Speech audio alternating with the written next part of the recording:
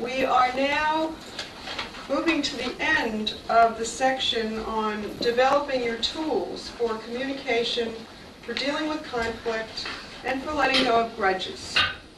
There are other parts that we will get into that have the ability to help to let go of old resentments, but for now, I wonder if all of you have that sense of what it feels like to express yourself, to feel heard, and to be able to work out a piece of a solution.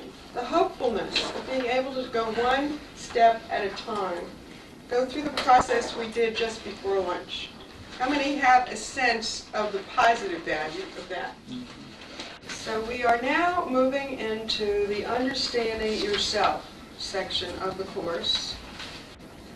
And so when we begin to look at our own personal history, there are certain invisible scripts that begin to emerge and become more visible.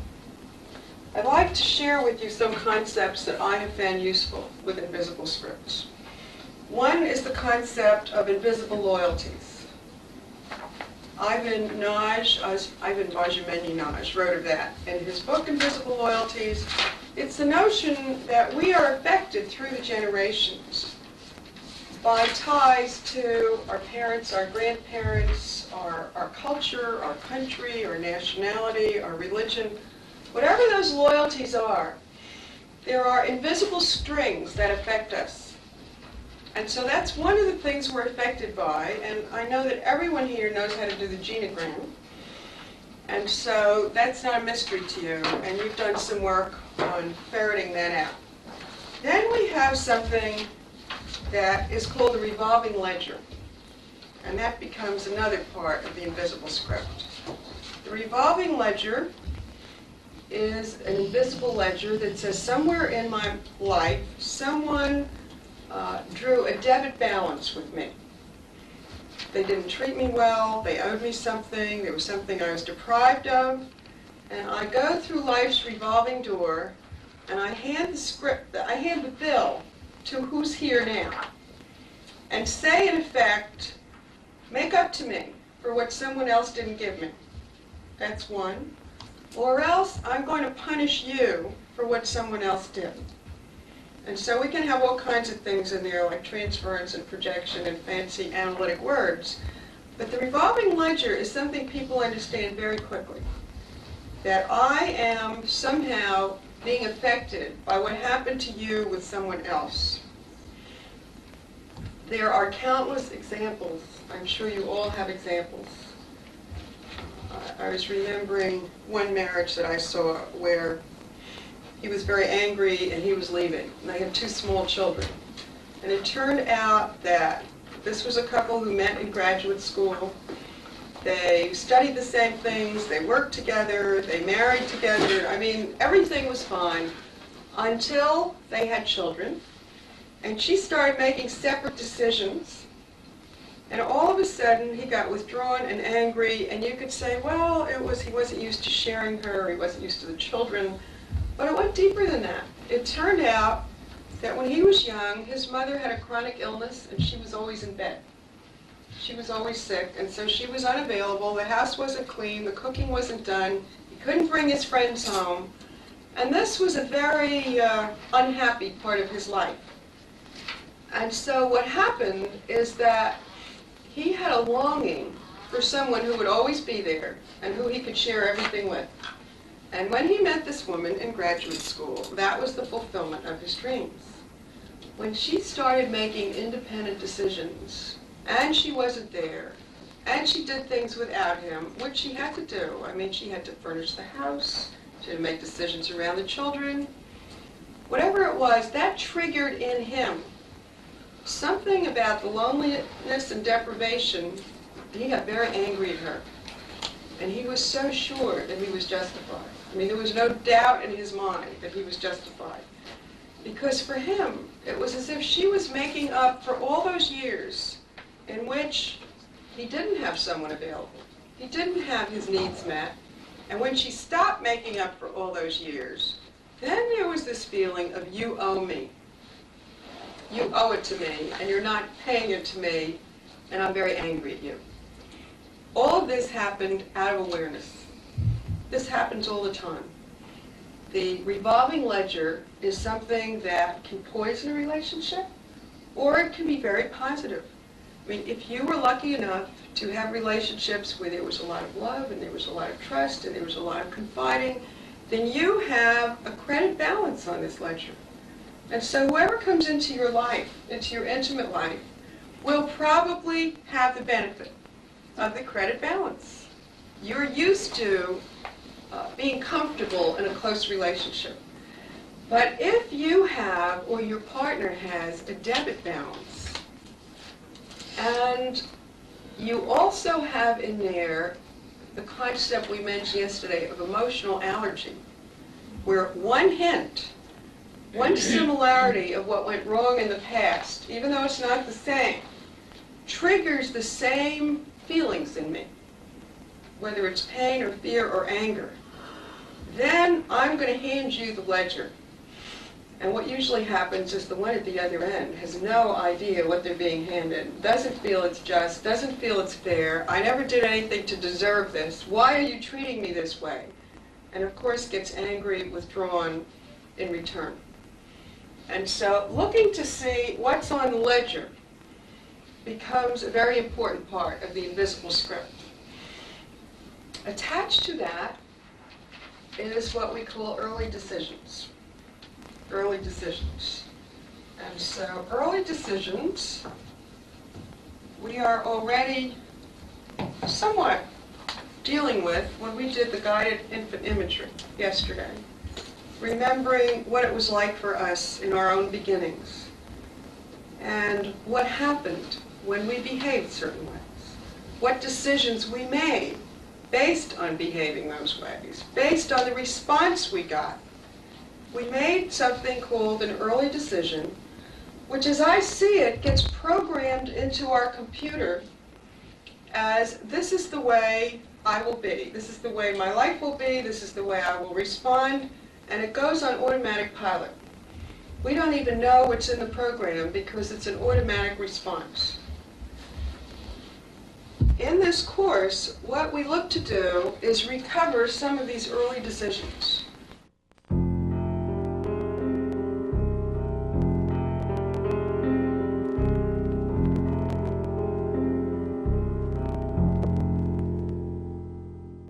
All right, I want to show you something, okay? And for this, I'm going to play a little bit, and I need some people to play with me. This is a non-verbal exercise. And all we're going to do is we're going to have a group of you, one at a time. We're going to have like 20 people who will ultimately be up here. But it's just to do something non-verbally, a movement like this, or like this, or like that, or anything at all that you can simply keep up for about 5 or 10 minutes. So, so why don't we just try this? I mean, I just want, this is for illumination. Remember, we're here to learn. And so let's see what we can find out. And this is a nonverbal exercise. You like to fit in with him right now. Not to change him yet. So, how are you going to...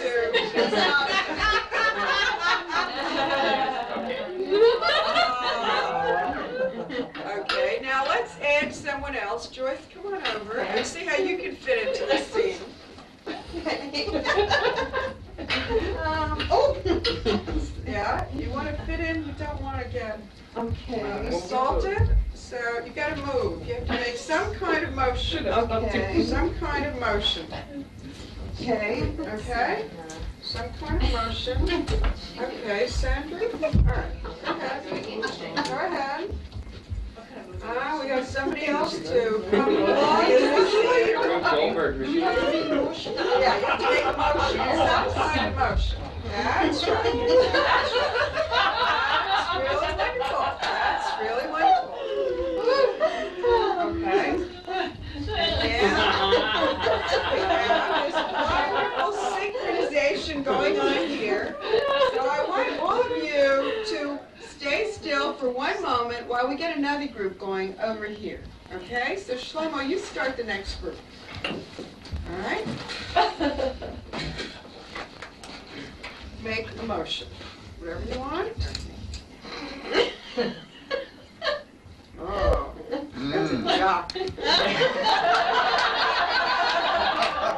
Why don't you come and see what you can do to fit with that? Go ahead.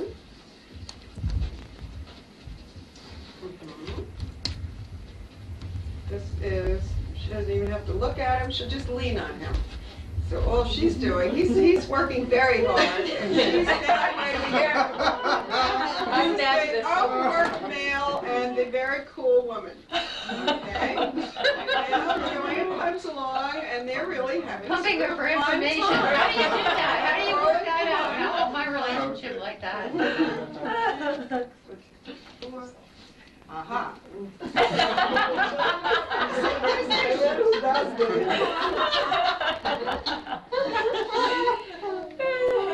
Oh, that's very nice. That's very nice. Paul, come on. It's already started. Okay. Let's fit into this. What a lovely, lovely synchronization. The only one who seems to be working that hard is the first one. Everybody looked at him and said, "Why do that?" Well, I think Kim would say you should.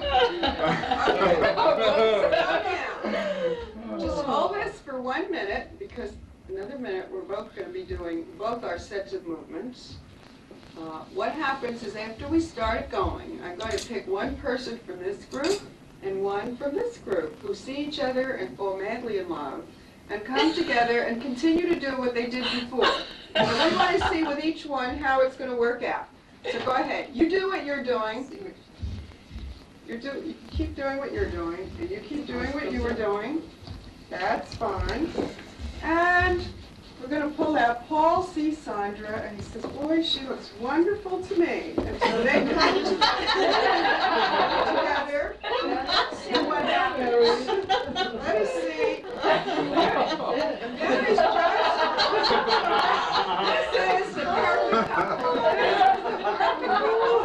They fit together like a hand in glove. Okay, now Joanne. Yeah, right. We don't know if they could make love, but they said to. Okay, so you come over here, and Sandra, you see Nancy, and you really like each other. No, Joanne, you see Nancy. Right. And you keep doing what you were doing, and let's see what happens. Now, this is a little more dangerous. If Joanne happens to move over a little, she might be kicked in the wrong place. And see, this worked fine. This might work too. That's right. And so this could be a couple where each one feels abused. All right. This one would come in about a lot of anger and abuse. Okay. So let's come over here and let's see the next one. Come on, Doug and Elaine. Let's see. What were you doing? Watch yourself. Now, what's going on with them is that their timing is a little off. We don't dare face each other. We're not very well grounded at it. So And it try to looks face like each other. The sex life would be terrible. He kicks twice for every one of her, or something like that. No, maybe they're getting more in tandem. I hope it's burning up a lot. But they don't quite face each other. They just sort of work in tandem. And you know, this might be okay. Just might be okay. It doesn't Not a seem lot of contact. not a lot of contact, not a lot of pleasure, but you could sort of manage. It's not a collision course, is what you have. Okay, so you move back over there, and let's see another two. Alana, come on over here, and Joyce, let's see another two of you put together. Okay, you do whatever you were doing before. Okay. Mhm. Now this one. That's All right. right. Now this is no contact at all. They never look at each other. But such a team. What about you? And my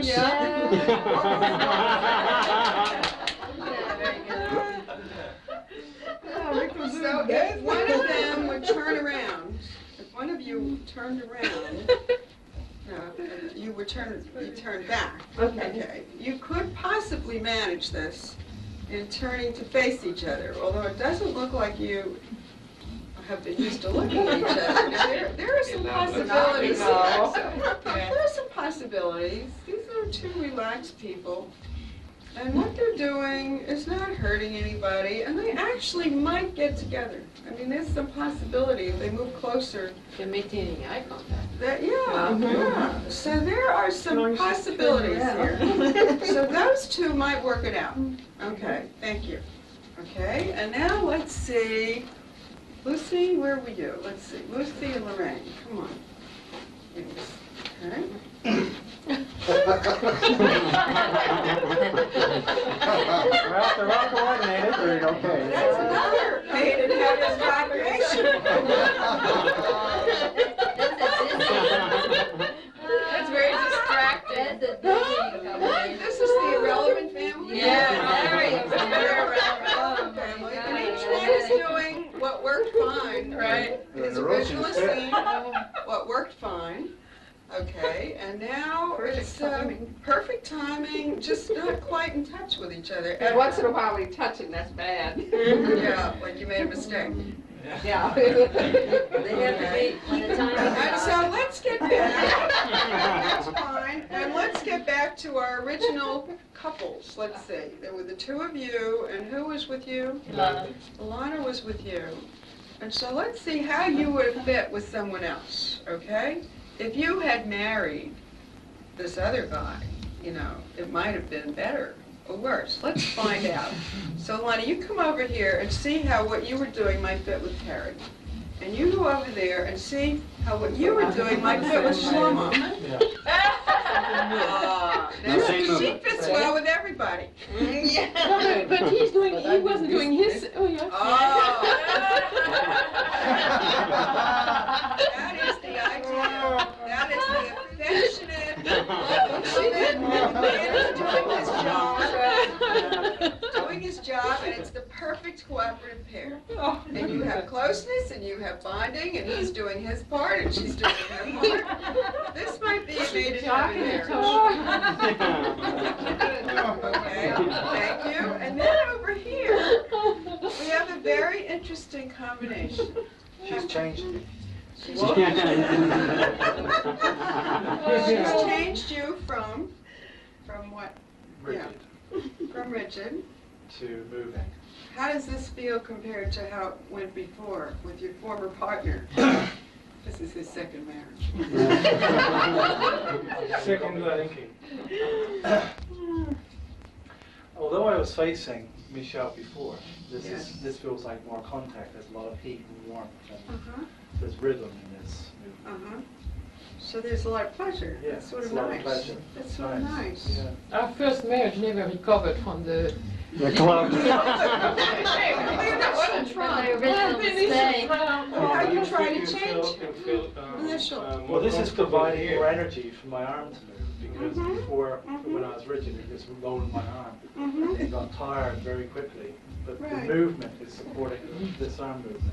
Really? And so even though she's leaning on you the way she is, that actually feels not. like support. She's not. She's not I'm leaning not. on you. It's not leading. They're not, neither We're just one. making contact. You are making contact and it feels good for you. But they see such different worlds. That's true. That is true. I'm guessing you must have a massage hour. They will spend, 23 hours apart and 1 hour together. So, and then sleep at night close to each other. Back to back. Back to back. I don't think there's any kids out of this marriage. I'm having my massage now. Must be like some massage. So we've got this bum contact. That's right. That's right. There are all kinds of contact, and this is one kind that can be very pleasurable. Yeah, but kids don't come that way. It's gonna be a childless marriage. They may not want children. Do they have to have children? No, they don't. We have all these invisible things that happen that we get conditioned to in our beginnings in terms of how we are with another person, other people, depending on what we started out with. And by and large, a lot of this is invisible. And then we find somebody, and there's this wonderful attraction. In another situation, it becomes a collision course, where each one feels very badly treated. Because what I did in this other situation that worked, I mean, I grew up, it worked. Now with you, you're complaining that, I'm assaulting you, I'm ignoring you, or I'm doing something to you. And the other way is saying, well, this is just the way I always was. I don't know why you're complaining. And we do tend to repeat what didn't work before, in some ways, maybe worked in some other ways.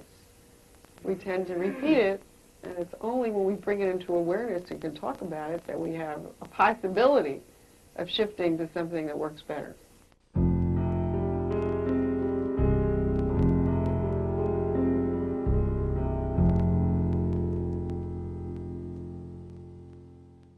Okay, I want to do another one, and just pay attention and see what comes to you about this.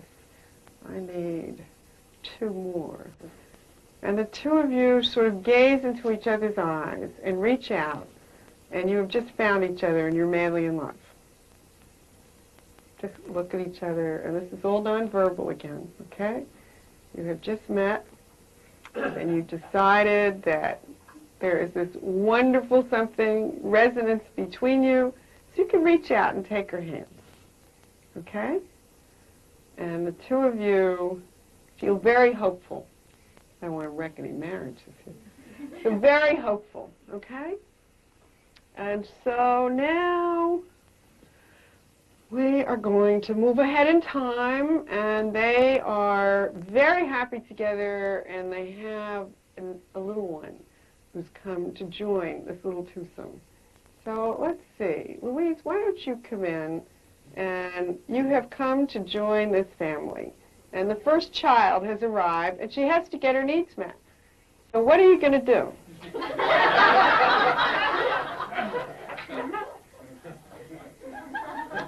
Interesting. All she's doing is she's just looking to get her needs met. And that's what children need to do. And so what happened to the couple? Well, let's see. Everybody seems, Joyce is sort of looking around. Yes. Uh-huh. Uh-huh. Let's see. Let's see. Okay. So, there they are, and here's this lovely couple who met, and they loved each other, and they decided to spend their lives together. And they have this lovely, darling, adorable child. And so now we have a threesome, where we had a twosome, okay? And so let's make it maybe a little more complicated. They want to try for a boy, okay? So Rick, why don't you come in and you be the boy? And they were, we can do, yeah, okay. Okay. So here's the new baby. Here's the new baby. And he...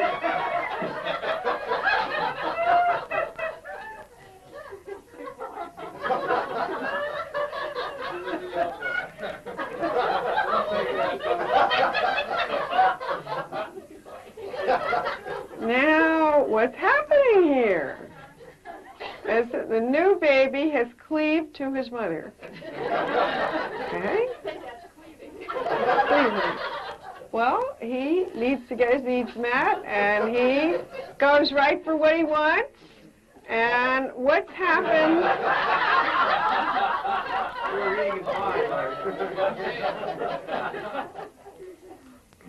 Now, what's happening? What happened to the couple, first of all? Okay, they're still reaching out for each other. It's a little hard to see each other, but they are continuing to be connected. Okay?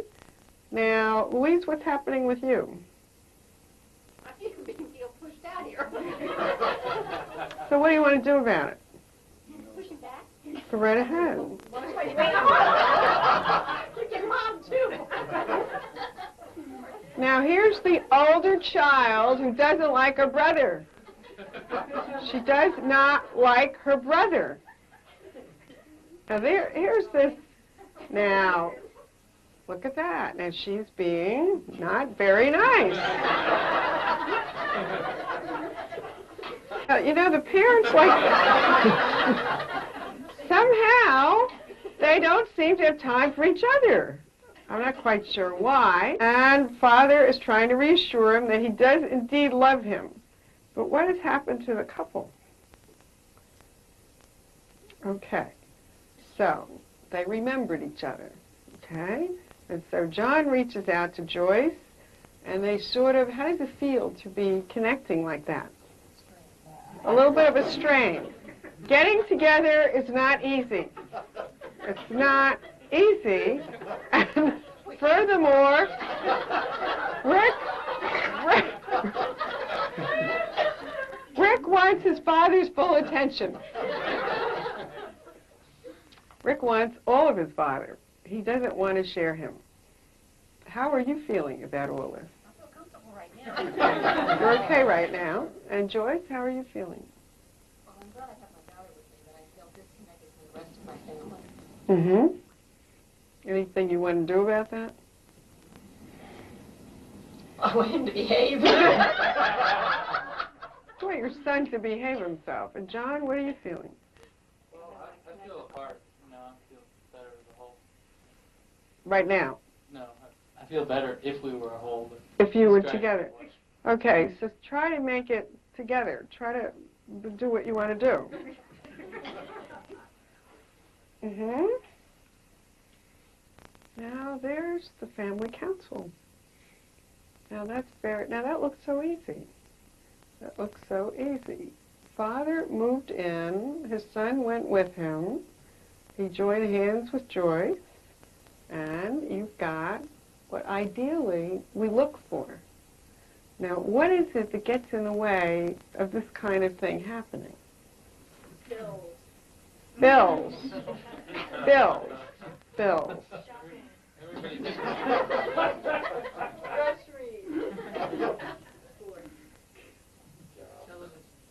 Television. Would be irrelevant here. Okay. Okay, so that's all right. We can have bills and television and work, and history. Right.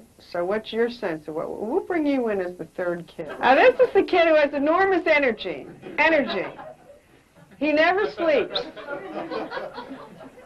Everybody needs more sleep than he does. Go ahead.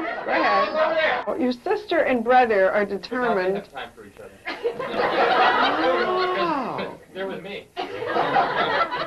Now that's a very interesting combination, actually. That the kids somehow banded together, but you never had anything with your mother. Nothing at all in this setting. That the kids banded together, that she became the little mother for the baby, okay?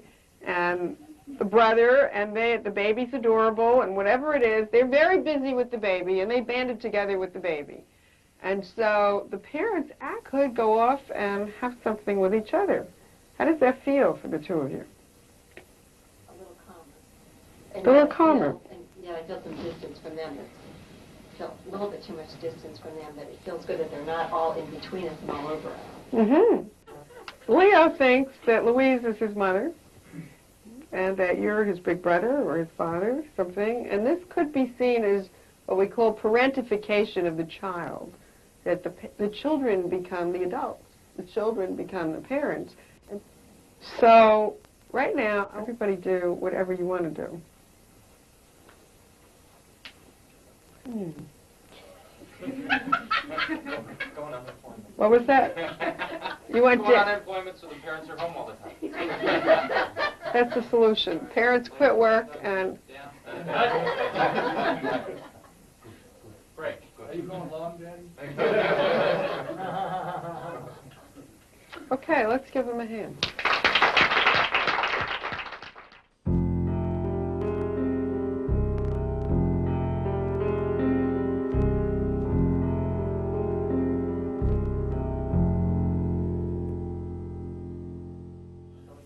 So the next step is that I'm going to teach you how to do your own 3-generation family map, which we call a genogram. And the purpose of this as an exercise is to begin to connect to your own conditioning, your own invisible script.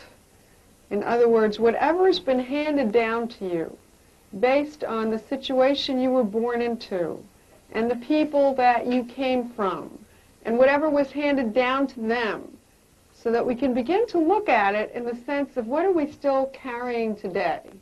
What is it we want to continue with, and what is it we might want to change?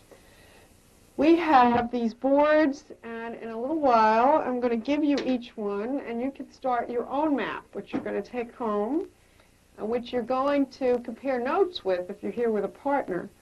But I asked Louise if she would let me demonstrate with her map, since she's one of three children, is that what you said? So if you come up here, I offered to do this in one class, and the one who volunteered was one of 13 children. I thought I better, so you could come right over here, okay? Now, a 3-generation map starts with you as the star. So what I'm going to show you is something that then I'm going to invite you to do, and you're going to be doing it on these boards over here. Okay? So what you're going to be watching for right now is how you do it and what you're looking for on this map. What you're looking for really is to find out the qualities of the people that you came from and what it is that's been handed to you in terms of either a visible or an invisible script, so that you can decide if you want to change anything. So right now you are one of 3. Which one are you? You are the oldest, and so this right here is called a marriage line. And this is the marriage of Louise's parents. And so over here, with a square, we have her father. And over here, we have her mother. And over here, with a line like that, girls are circles, and boys are squares. You have information about this in your handbook. It's in session 7 with very specific guidelines as to how to do this. But I want to demonstrate just once so that then you'll have a better sense of how to do it. And so what's your mother's name? Elizabeth. Elizabeth. Well, if you want to put that one over here. Oh, yes. I already made a mistake. I'm not even sorry. Okay, Robert. And they are living? No, Dad's dead. Father's dead, okay. And X right through it says that that person is dead. When did he die? When I was 16, so he was 42. He was 42, and so, do you know when he was born? Yeah, 1919. He was born in 1919, and he died 19 what? 42, so that was 51. 51? Okay. And your mother is living? 61? 61. Well, that didn't seem right. 61. See? Okay. 1961, and Frank, speak up right there. your mother was born when? Yeah. She's 6 years. There's 6 years difference in their age. She is younger, older? Younger. So she would have been born in 1925. Yeah. Okay.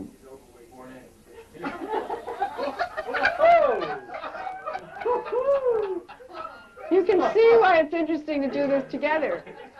Yes. Oh, go ahead. And 6. She's still living, but she's remarried.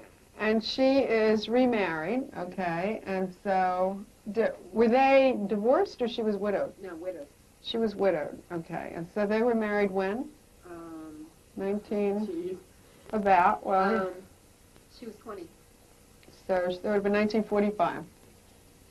Oh, she's been able to 25, okay. 1945, and then she,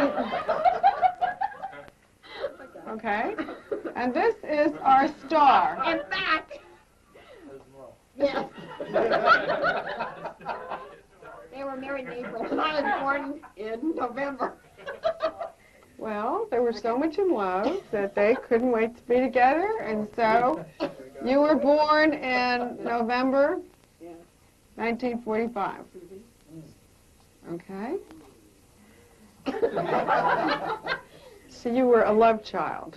And then there's Okay. And then she married who? Paul. Paul. Are they still married? Yeah. Okay.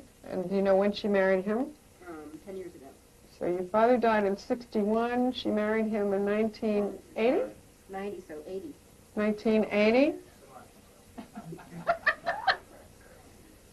So she was widowed for 61, 71, 19 years? Okay. All right. You are the oldest. Do you get 2 brothers? Is that what you said? Oh, yeah, 2 brothers. Who's the one? Here. Who's the one after you? Jimmy. And he's 11 months after me. So he was born in 1946. Okay. And the next one? 11 months after that. Robert. Jr. This is a very passionate marriage. Robbie? Uh-huh. There would have been 2 more, but Mom miscarried. So there were 2 miscarriages in there. 2 miscarriages. My father was a large family. Okay. Now, your father is one of how many? My father's got 2 step brothers, brother and sister, and then there were 2 from my grandfather's second wife. My grandmother's first wife died. She was from. It's complicated. We're ready. Do we have any other volunteers? Yeah. Okay, anyway, my grandfather's married twice. Okay, this is your grandfather. And your father was from his first marriage or his second marriage? From his second marriage. Okay, so his first marriage was to? I don't even know her name. You don't know her name. What's your grandfather's name? James. James.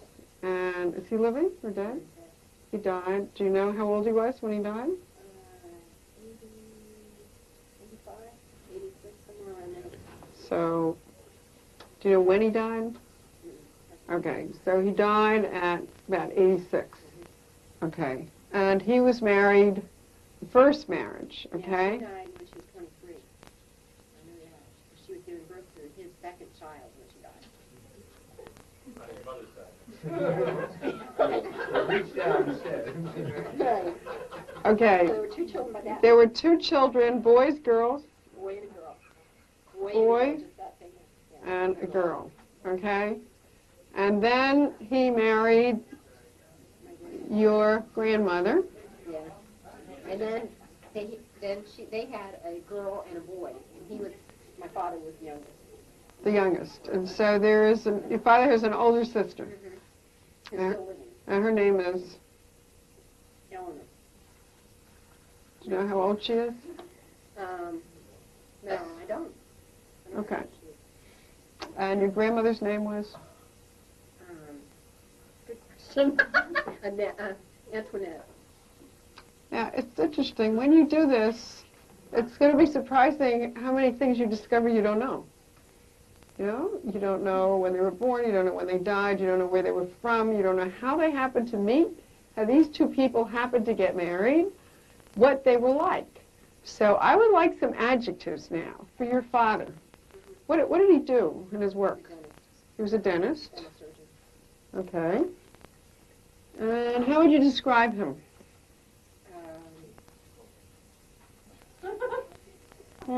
He was very, he was, like he worked all the time. Mm-hmm. Okay, he was not very affectionate. He was very cold.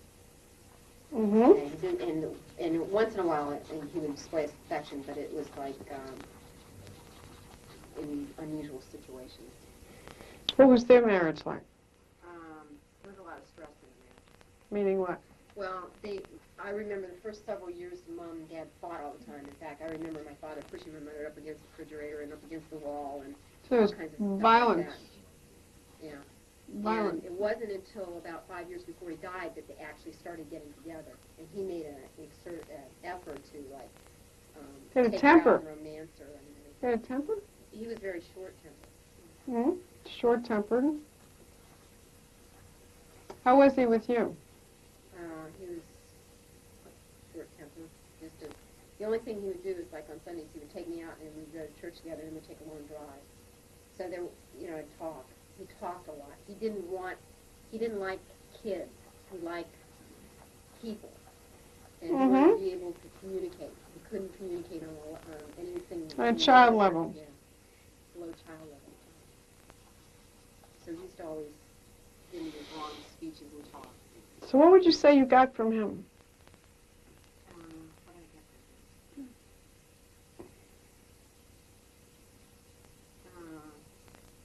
Part of what I got from him is the exploring part of him. Mm-hmm. Yeah. I like to explore, so that came from him, more than my mother. She's not that way. Sort of curious? Yeah, he always wanted to be a beachcomber. He didn't want to be a dentist. He was forced into that. His father was a doctor, and his dad said, you have a choice. You have to become a doctor. Just make up your mind which one it's going to be. Okay, so his father was a physician. So how did that affect you? Your grandfather was a physician. He was a dentist. What was expected of you? I don't know. He didn't expect very much from me mostly. He just wanted me to be happy with whatever I did because he really didn't want to be a dentist. So he understood what it was like to do something he liked and he enjoyed, but yet something he was forcing him to do. And what was he like with your brothers? He was very strict with all of us, and he wasn't much different with me than he was with the boys, except that I used to spend a lot more time with him because I was a little bit older, so I spent a lot of time with him, where the boys didn't want to spend time with him. They stayed away from him. They wouldn't get up in the morning. He would take us. He would have taken all of us to go to church in the morning. We got up at 5 o'clock to go to church, and I was the only one that would get up with him and go. They wouldn't. They didn't want to go. So would you say his relationship to them was? They didn't have much of a relationship. Not much of a relationship. Sort of distant. Distant. By the time he died, Jimmy Yeah. was only like 12 years old. Okay.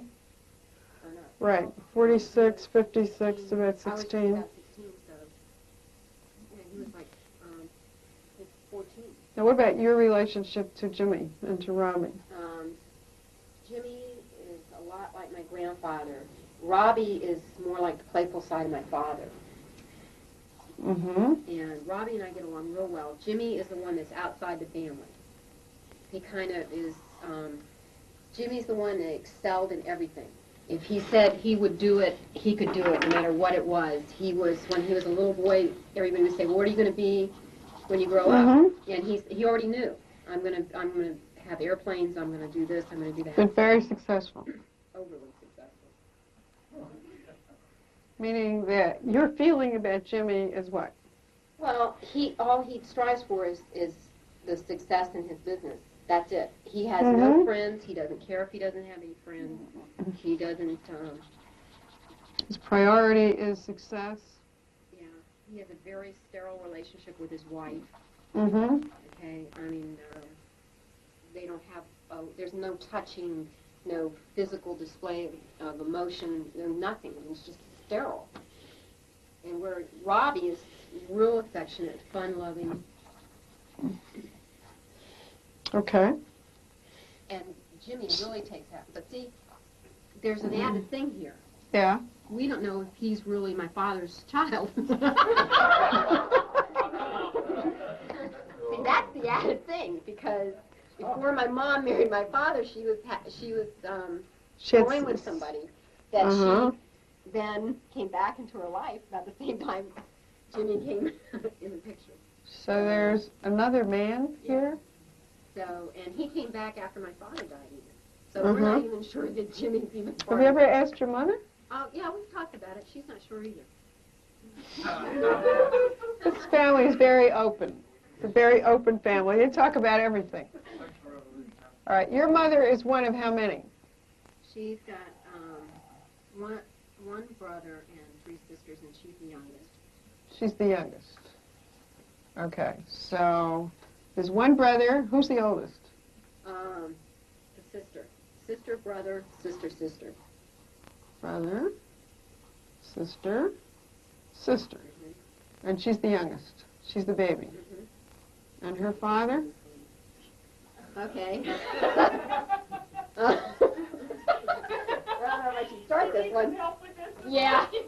Okay. This one's named Louise. Yeah. Okay, I'm named Named after for her. her. Mm-hmm. She was, her first marriage, Uh-huh. okay, was to a doctor. Uh-huh. Right. That's The not only him. child that's by him is this one. That's marriage number 1. And then after she came in, he went to the back of the house and lived with his mistress. You can see people have been very creative for a long time back. They've done all kinds of things. When Yes? this one came along, this was an affair of my grandmother's. Okay? But this one? This one, and this one. We're all by... Different men. Oh. Oh. Oh. Interesting, isn't it? All have...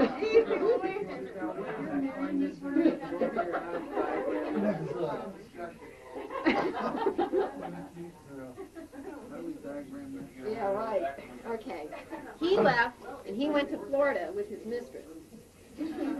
She And proceeded, she had affairs. and she then started dating this other man. She only had the affairs when she was living in the house, in front of the house. Well, he they were was in the back of the house. with his mistress. Okay.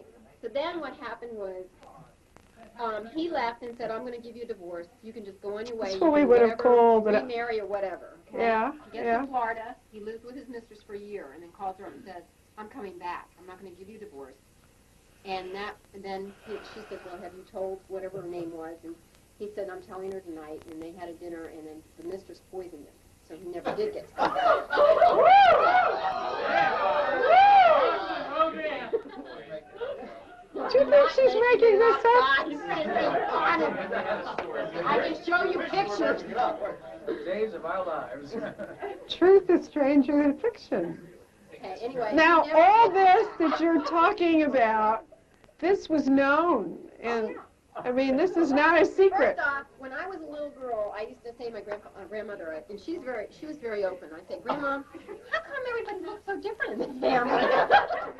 And my grandmother says, "When you get old enough, I'll tell you." When I got old enough, she told me. How old was old enough? I was about 14. Mm-hmm. Okay. And This was before my so, father died. so she told you all these things, Yeah. And then later, I met my mother's real father, and then he added the rest of the story. all history. So what was your sense about life and relationships? Wild. Well, I don't know at that point, because I always thought it was okay for men to go out and fool around on their wives, and that as long as the wives, were not unhappy with it, then it was okay. Because that's what you learned. Because you heard the story when you were 14. That your grandfather lived in the back with his mistress, and I went to Florida. Your grandmother had affairs while he was... She said, and the worst was, her mother had 2 marriages. Her first husband used to lock her in a closet. Okay, wait a minute. We'll go up here now. She had a 4th generation. She had a marriage. She had a second marriage also. Wait, Louise's mother? Yep. Your grandmother's mother Yeah. had 2 marriages. Had 2 marriages. Okay, But she only had 1 child, and it was my grandmother. okay. And my grandmother's the only child. But her first husband used to lock her in the closet. He was very jealous. He didn't want her to go anywhere. So he'd lock her in the closet during the day.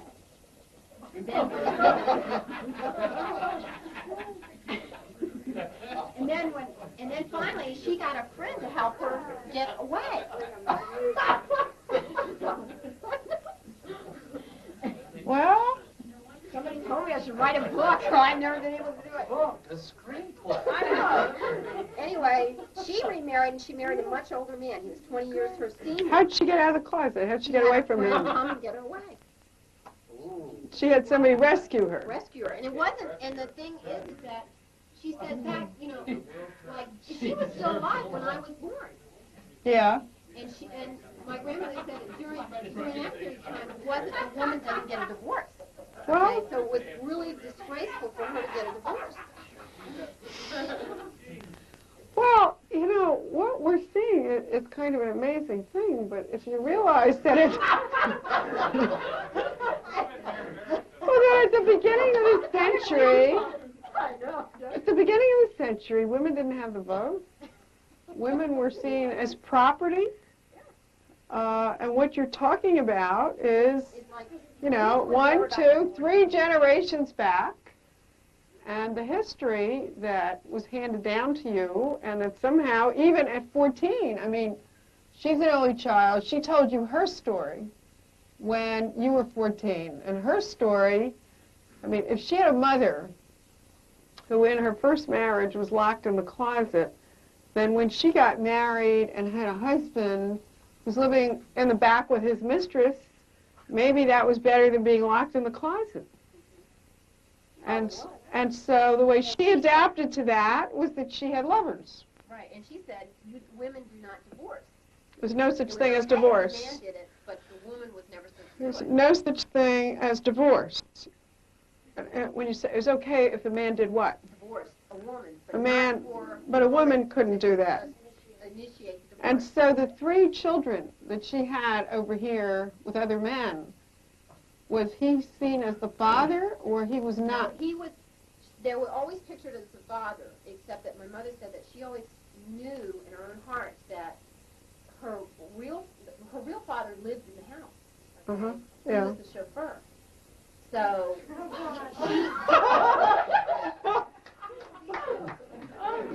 There had to be a butler or a chauffeur in here somewhere.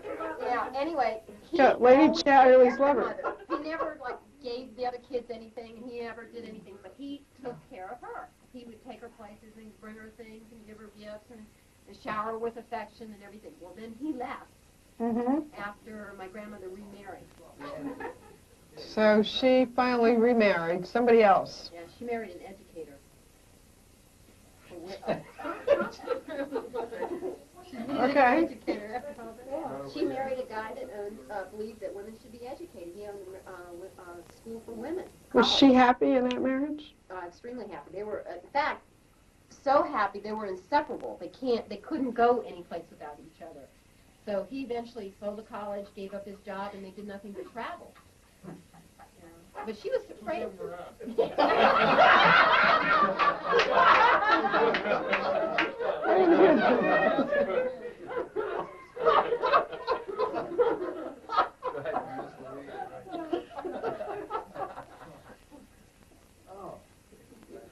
You are in charge. This is work for you, Lord. Yeah, I know. For you, this is work. My job doesn't look any good. Good work. We're talking about some family.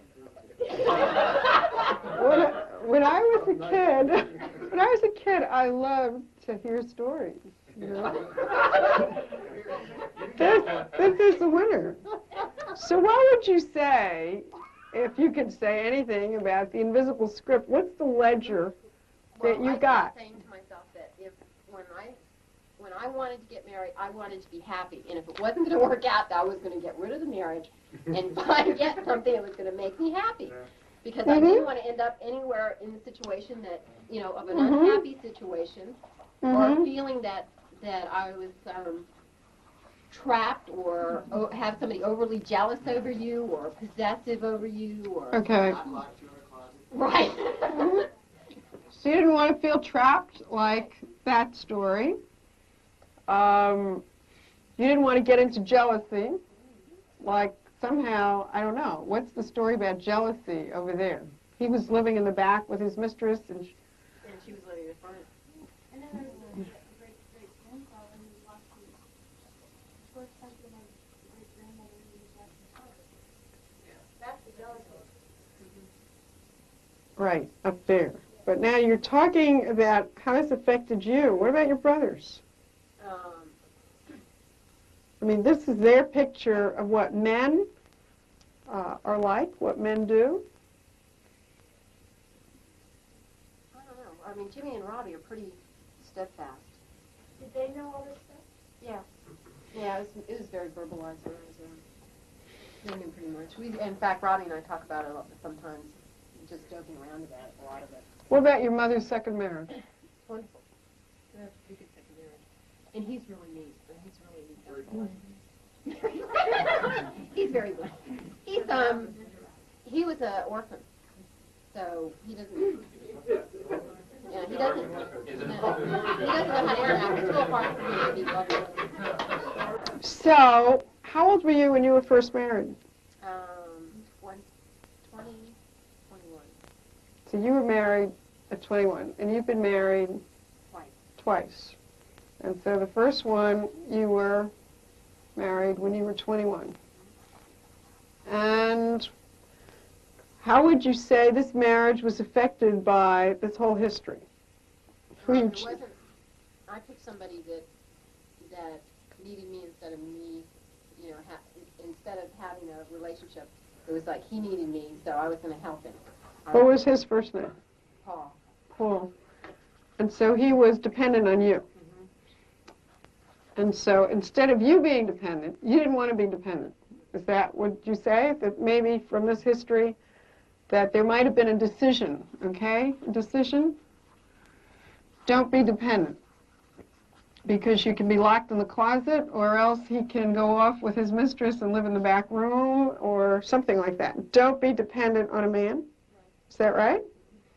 Don't be, yeah. Don't be dependent on a man. And so you married someone who's dependent on you. And then that didn't last for about 3 or 4 years. Not very long. Because there wasn't any affection there. So it was like, So he was like living with my brother instead of like with a husband. more platonic. But you said that your father was cold. So what about that? Yeah. That could have something to do with it. Okay, so that lasted 3 years, and then? Then I was divorced for a really long time. And then I you... was married when I was 36. Mm-hmm. And his name? Tim. Tim. And how would you say, if anything, that choice of a marriage was affected by this history? That choice wasn't affected so much by the history. In fact, I think that I felt sort of like I needed to be married again. Mm-hmm. Okay. Think it was time? And it was time, and kind of my biological clock was running out, and I felt like I wanted kids. And so there were a lot of pressures added to that were not pressures from family situation. Okay. And that marriage lasted how long? We went together and were married for about 7 years. So that was longer. I might have some of the dates wrong. It's all right. That's just sort of... So that really didn't last because of the fact that he wouldn't allow me to ever be close. He hid a lot of things. He had a lot of things to hide. So he was closed? I couldn't... there were a lot of things I didn't even know about him that I wasn't allowed to know. Hidden. Secrets.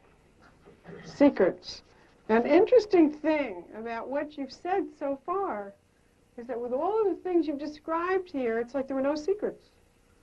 It's real interesting. It's like no matter what it was out in the open. Yeah, most of the family closet or whatever was stuck in the closet wasn't in the closet. Was not in the closet. Was talked about. Yeah. Anything could be talked about. My grandmother had this thing is that she said, she told me when I was real little, she says, whatever's been done has been done generations and hundreds of times before.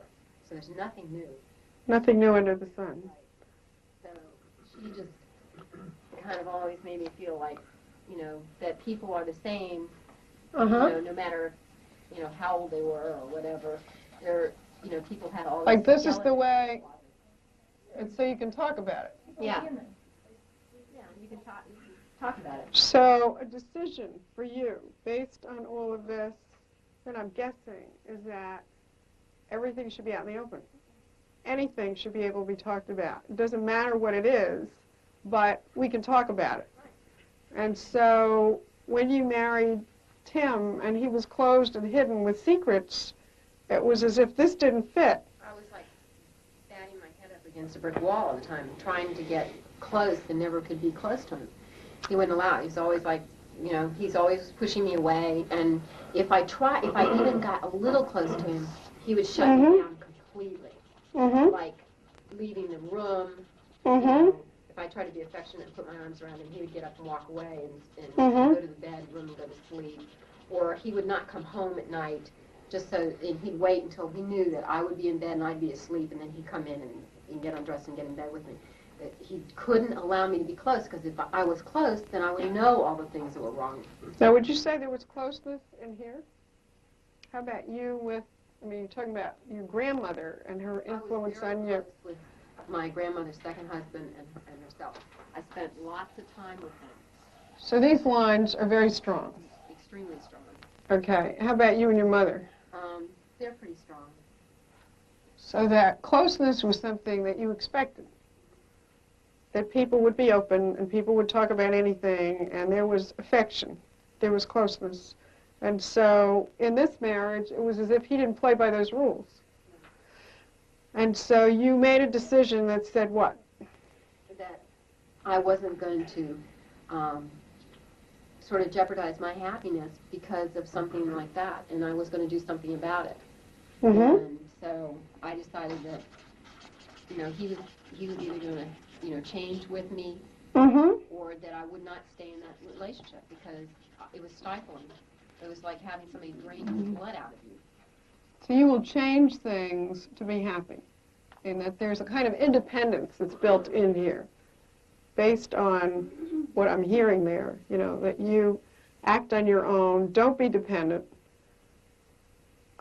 make sure that you're not trapped like up there, and that you're able to either make it better or get out.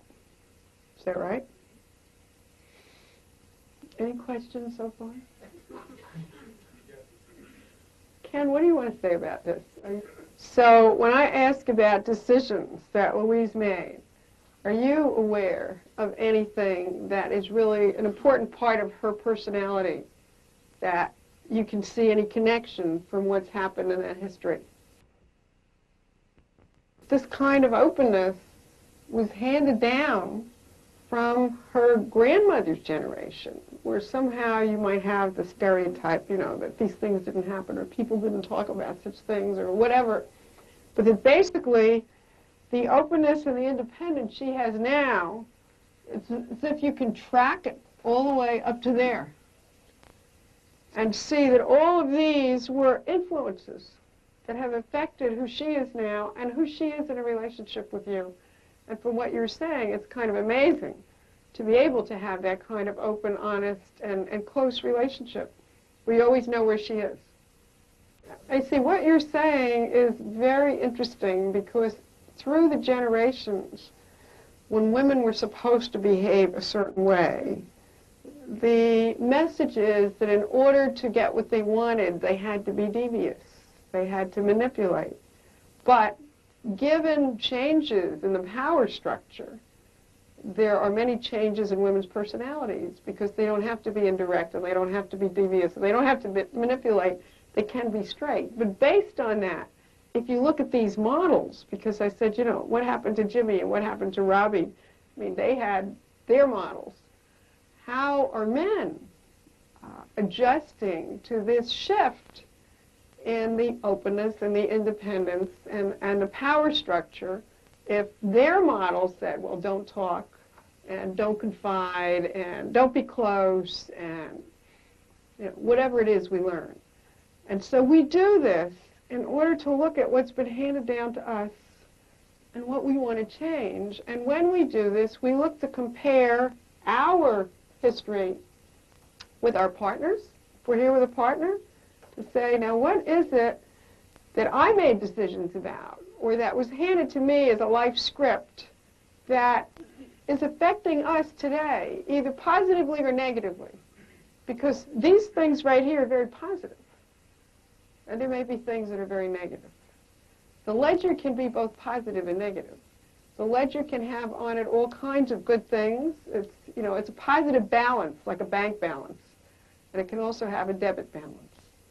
It's usually the debit balance that is hurting. Any questions so far? Just show you what I think is a very beautiful map, because this is exactly what we've been talking about. And it turned out, and I want to see if you can read this, because this is like a blueprint, where this one here is what we call the star. It's his family. And if you look at it, you can see that there are 3 older brothers. See that? Oh, okay. A brother, a sister, and a brother, okay? You go up there, and there is the marriage line. And here, over here, you got the father, and over there you got the mother. And there are descriptions here. Like this line that is connecting them says mutually dependent, adjectives. And then when you go over here to the mother, you see that she is the youngest, 1, 2, 3, the youngest of 5. You see that? And of these 5, 2 of them have died. The X's, being death. Yes, over here. That means this one was married. Over here. And these 2 were married, and this one was never married. And what you've got here are adjectives describing each person. And so over here, the mother of the star was described as sweet, warm, witty, bright, and passive. Okay? And then over here, you've got the father, who's described as bright, witty, and angry. You've got descriptions of the brothers. And what you can also have that we haven't even focused on has to do with what are the special relationships between 2 or 3, the dyad or the triad. We looked at the marriage here today. Well, we looked at the couple when they first met, and that's 2 people. And what happened when the 2 became 3? And what happened when the 3 became 4? Because you had different relationships in there. And so we are different with one other person as we are with 2 other people. The minute you've got 2 other people, you can have one person feeling left out, one in and the other one out. Inclusion and exclusion. And when that happens, what do we tell ourselves? Do I say, I'm excluded because you don't like me as much as you like him or her? You know, I'm excluded because you don't think I'm as good as smart as pretty as? Or it's just that 3 people cannot be equally together at the same time. As soon as you've got 3, they say 2 is company, 3 is a crowd.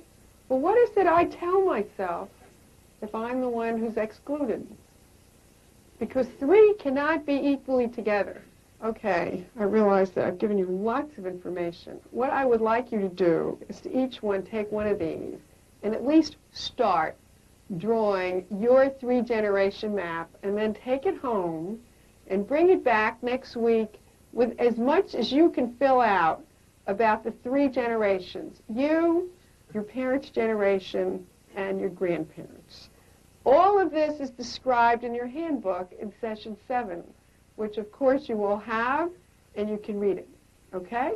But I would like you to start here, and I would like you to talk about it with each other if you're here with a partner as to what are you finding, or what could you help your partner find Because like Ken just said with Louise, I mean, you notice that she's very open. Sometimes we can notice something about the other that they don't notice themselves.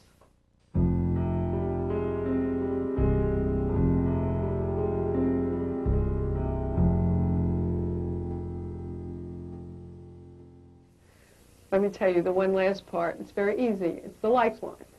Okay? On the bottom of your board, you draw one line straight across, just like you see over here. That's called a lifeline. Over here is your date of birth.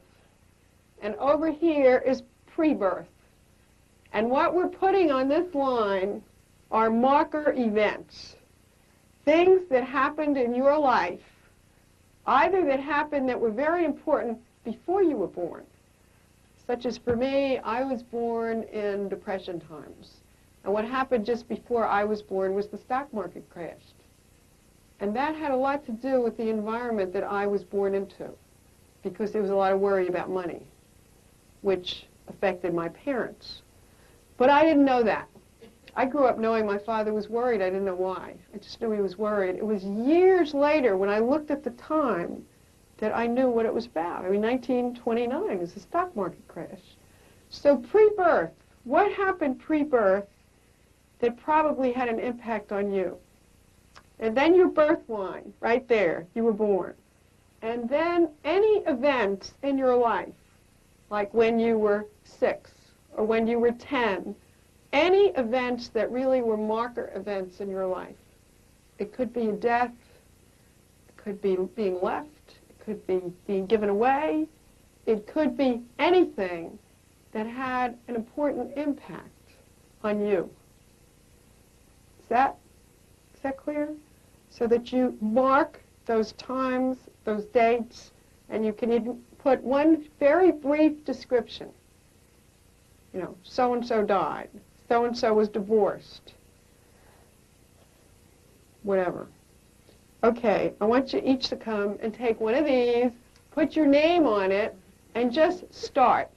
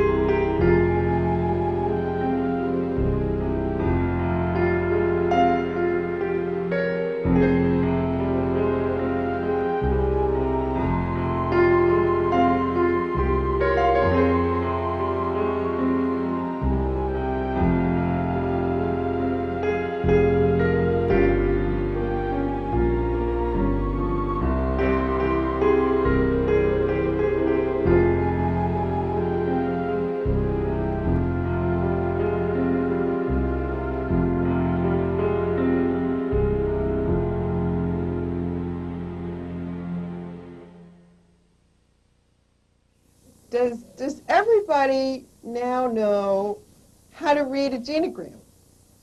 See, it didn't erase this. And you can see that the one who did it, which was not me, it was Bunny Dool from Boston, did it for somebody else. She's got all these adjectives, you see, names of people and adjectives, and then decisions that people made. And that's what we're looking for. We're looking to be detectives in our own behalf to see what got handed down to us, what becomes our legacy in our invisible script, and what kind of a ledger do we have that we're handing to our partner. Because we're looking to understand how this has impacted on my life and what I hand to you. And when I say what I hand to you, I know that, let's say, in my family, we played a lot of games. And that was nice. I enjoyed that. But Morris, who I'm married to, learned don't ever waste time. Don't waste time. Every minute should be productive. And so any minute that he's not being productive, that I might think is perfectly fine, is breaking his rules. And it's not that he hasn't worked to try to do that, but any time that he could just relax, he can't relax because he's got that message. We also had a thing early on about spending money on telephone calls. And it's that, you know, in the Depression years and whatever, don't waste money on long-distance phone calls. I mean, that's just, it's not even to be discussed. That's a waste. And for me, that's the way I keep in touch with the people I care about. And so I don't even think for him that he thought it through, in that it wasn't really whether you spent $1 or $2. It was that you don't waste money on long-distance phone calls. Long-distance phone calls are a waste of money, and you don't waste money. And so to even bring that up as a discussion was that I had my legacy, and he had his legacy. When I talk about allergy, I mean one of these, you know, one of those reactions, like, don't do that, like, you know, chalk on a blackboard, that hitting your funny bone. Well, most of the laundry lists, most of the, you know, the love knots are things that I or someone else has been allergic to. You know, I try to tell you what I think or what I feel, and you give me advice. No, didn't ask for advice. If I want advice, I would ask for advice. Don't give me advice. That kind of thing. It's that kind of intense reaction. And so sometimes we get it through the genogram. Sometimes we get it because this is the way it happened. Something happened in my home. Something happened with parents or with siblings that I can't stand. And so I react to you a certain way because of that. I'm allergic in my life to somebody saying, shut up. That's just very simple, because my older sister used to say that to me, and I hated it. And she was bigger and stronger and more obnoxious, and so I could never say it back to her, and I couldn't fight about it, and so I just kept quiet. But if anybody were to say that, and my kids never got to say that, it's because I hate it. Right? That's an allergy for me. I have another real peculiar allergy, which to this day I don't understand. But it's got to do with eating with somebody who eats real loud and real noisy. But once in a while, I've wondered, why does it bother me so much? And the best I've been able to figure out, which may not be true at all, has to do with that as a child, I didn't eat very much. You wouldn't know now, but that was true then. And there's the possibility that people used to sit around the table saying, oh, it's so good. You know, something like that. So that's right. So that I would eat. And, of course, what it did, it make sure that I didn't eat at all. But to this day, that's one of my allergies. And so if you happened to be close to me and you did that, there would be a real problem. Becky went back and told me about a situation where I left her in the hospital. But she was a patient, my end of visiting hours. She just turned around and walked away, and she went into that. I had completely forgotten. This goes back about 30 years. I didn't have the faintest idea what you were talking about. But that put me in touch with something that I don't think I've thought about it in years. And then this goes back at least 50 years to when my sister and I were supposed to meet in a department store, and she didn't show up. in New York City, and I had to improvise a way to get back to Westchester County on my own. And this took the rest of the day. And ever since then, I built up this tremendous anger about waiting on women. So I realized that when she had turned to walk into her room and stopped to talk to the other patient who was in there, she had stopped paying attention to me, and I was nothing, and I just got so angry I turned around and walked away and then proceeded to forget it. But I have gone through a lifetime of being the most impatient waiter, and absolutely refused to get into a situation where I'm waiting on anything, and I guess it comes back. Fascinating. And I hadn't thought of that. But you waited for someone who never came and left you in a very dangerous, And it was a helpless woman. position. A woman. Like the way he said that. It's a woman. What we're talking about is something we also call the revolving ledger, the ledger. In other words, we start out and there are things that happen that are very upsetting. And we go through life's revolving door and we hand the bill to who's here now. And we say, I want you to make up to me for what wasn't there. Or I'm going to get even with you for what somebody else did. And so we pass on this ledger to somebody who's here now, who doesn't know what caused it, who wasn't part of it at the beginning, and who makes some of these motions like, you know, who knows? Who can understand? Did anybody see the play Carousel years ago, musical? Yes? You did. Anybody else? There's a song in there. What's the use of wondering? It's the very point. What's the use of wondering if he's good or if he's bad or whatever, or how he wears his hair? You know, he's your feller and you love him. And that's all there is to that. I mean, that was the song. That's what that reminded me of. What's the use of wondering? Maybe?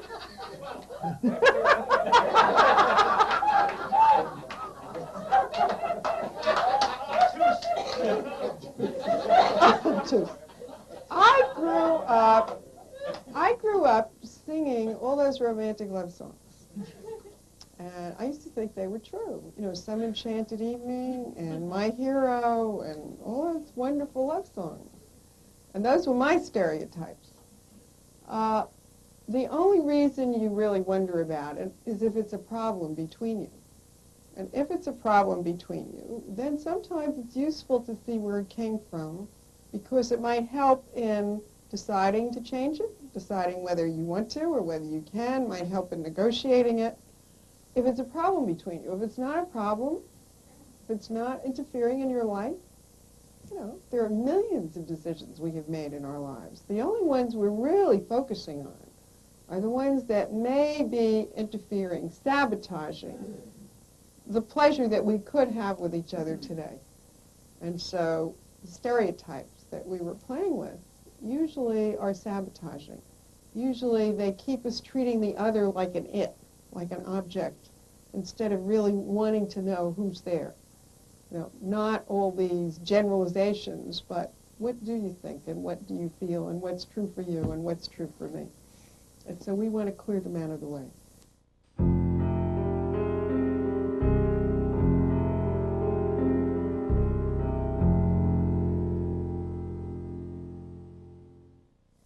We're going to share our genogram with our partner and another couple, and we're going to help each other come up with, gee, if I had had that, this is probably what I would be handing you as a ledger, or what I might be expecting. Just sort of a brainstorming with each other, okay? So we're going to take about no more than half an hour to do this. And whoever's not here with a partner, just join with 2 or 3 others. It's really designed to put you in touch with what you are the recipient of, to see what you feel good about, what you choose to keep, and keep it, say, with pride, and what you say, this doesn't fit for my life, it's certainly not helping, I don't need to do that anymore. I think we've got a lot in today's world around sexuality, that sex was usually unmentionable. Even, say, in our parents' generation, 1 or 2 generations back, was unmentionable. And so nothing was handed down. And all of this, nothing in the sense of in sex as pleasure, sex as the natural part of life, and today you see sex all over the place. And so if you go with the times as they are, with a level of, say, promiscuity or freedom that didn't exist even 20 years ago, and you look back at the family teachings, you could be very uncomfortable. There are so many things that flow from making these connections, including what's happened with you. I know something that Laura said about being 13 or 14 and earning a living. Well, there are a lot of fathers who were self-made men, let's say, and their expectations of their sons then become a heavy thing. Because, if I left home at 13 and I supported myself and a wife and 5 children, that theme, and then that gets handed down to the son who comes along, well, why would you be this way? At your age, I was. And so there is a message to the next generation who's living in a totally different circumstance, not the same at all, where you don't have to leave home at 13, and survival is not the issue. Let's say financial survival is less an issue than emotional survival, which is more what we're dealing with. For most of us today, we can survive financially. It's the emotional survival we're dealing with, and that often our parents didn't know how to help us with. My father died when I was 15, and I don't remember a word he ever said except he wrote me a poem when I graduated from elementary school. And that poem is as if it's engraved in my memory. The poem was sort of what he wished for me. And one of the things he wished was that I would be respected. That he wanted me to be happy, and he wanted me to be loved, and he wanted me to be respected. And that stayed in me as if it was written in blood. That I could no more do something not respectable than cut off both my arms. Because it would have been disloyal to my father, whom I loved. So that I think all of us, the fact that they're not here does not mean that we don't have a legacy. And that's what we're dealing with right now. What do we want to keep? What do we want to let go of? There was such a clear and direct line between the concrete, actual occurrences in my parents' lives and the stances and expectations that I've lived with all my life. My parents were the classic displaced wandering Jews. My father was a brilliant rabbinical student who, for some insane reason, decided to come to this country. I'm the 6th and 7th generation out of Israel. They left security, they left familiarity, they left all the things that meant home. I can't count the number of schools I went to. And if I have a choice even today about expecting something to turn out well and something to turn out badly, I'll opt for it turning out badly. Tremendous sense of not belonging and never banking on, 1, you're not going to be left, and 2, that you can trust anything with any kind of permanence. And that I decided, once I could see it, and I could even feel sorry for the kid that happened to, it almost began to seem like the kind of phobia that I could look at and discard. The second part, and this I think was the thing that had me singing all afternoon, was that I couldn't limit myself to five descriptions. So I just let it flow. And what it ended up with was my feeling such understanding and such forgiveness, and to a great extent, tremendous pride. And not only my parents, but my 2 brothers, and a lot of forgiveness toward me. And that felt lovely. That is lovely. And that came out of this? Yeah. That's wonderful. It went from a shame of so many things to the knowledge, without any rancor, that these people coped magnificently. Given what they had to cope Yeah. with. There are certain repetitions that's useful to look at, such as what is the impact of a loss in the family? What is the impact of a death in the family? How does it affect your relationship? How did any particular loss in the family affect you in your relationships? We know in a marriage that when a parent dies, there's a lot of pressure on that marriage. It's as if there's a need for the partner who's here to fill the role of the parent you lost, to make up for, or to be compassionate or sympathetic or caring or sensitive in ways that perhaps they wouldn't normally be. And so often you have not only the loss of the one who died, you have an estrangement in the primary marital relationship because there are different expectations. So I'll just tell you the stages of loss because it's important to know them. The first is denial. The second is when you stop denying it, there's usually a lot of pain and a lot of anger. That this happened to me. Why did this happen to me? It shouldn't have happened to me. It's not fair. It's not right. It's not just. And all kinds of feelings about what happened. The next stage is a stage called bargaining.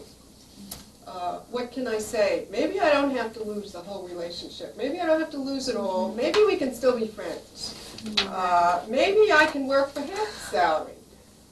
Maybe I can hold on to a piece of it. And so you look to hold on to something, and if you can, the part you hold on to is not the problem. The part you are letting go of still becomes what the loss is about. Because if you give up a love relationship, let's say, in order and become friends, you have still given up something. And so the next stage, when you get beyond bargaining, is grief. And that is a really painful, racking experience. So the stage after that, which if any of you are in or get to, don't fight it off, because beyond grief, which is very painful, is acceptance. Acceptance. And when you get to that, it's as if you have emptied this well of all these things in it that are really kind of poisonous, and you're in a new place, and you feel a new sense of your strength and your freedom to go from here. And so whoever happens to be in that or get into that, and maybe some of what happens this weekend may trigger that, realize that we have ways of helping you go into it in order to come out of it. And we do it in order to come out of it so that we don't live in a chronic state of mourning or grief or shut down, let's say, emotionally shut down. Denial is emotionally shut down. I have said sometimes in a workshop, I might as well say it here, I lost my father when I was 15, and my mother died of cancer when I was 16, and I thought I grieved. Didn't know that I didn't, but I had to function. It's like, right after the funeral, you go back to school, go back to high school. There you are in class with everyone to whom this has not happened. Talk about feeling different. I can remember driving in the funeral car that went right past my high school, where everybody was at lunch break. And all these kids are screaming in the schoolyard. Their life is the same, untouched. And my life was as if it was over. I mean, not knowing what was going to happen. But then you go back and you function, and I functioned. But I cried easily at little things, little things. Any little thing moved me to tears, and I never connected it. I mean, when I say this, it was 25 years like that, because it was 25 years later that at a workshop, much as we have here on the weekend, that I role-played for a man whose mother had just died, and he was feeling maybe he hadn't been a good enough son, and I was role-playing his mother so that he could say what he wanted to say. And that suddenly triggered me into my own loss. And when it hit, it was incredible. I mean, I felt like if I gave into this, I would be washed away. I mean, I would never get off the floor. That's what it felt like. But it was a safe setting, there were good people there, and I just let it happen. And I'm sure that if it took 20 minutes, that was a long time. But in whatever time it took, I just felt like I was washed away by an avalanche. And when I came out of it, it was like it was gone. And after that, I didn't cry at all those things. All those things, the movies where I'd have this big lump in my throat and be terrified they're going to turn up the lights and there I am, a wreck. You know, no one else was a wreck, but I was a wreck. It didn't happen. And I realized that all of that tearfulness was the overflow of the grieving that I had not done 25 years earlier. So it's as if emotions have no sense of time. What has happened to us at an earlier time that has not been resolved or discharged, and that means fully expressed, sits inside us like an abscess.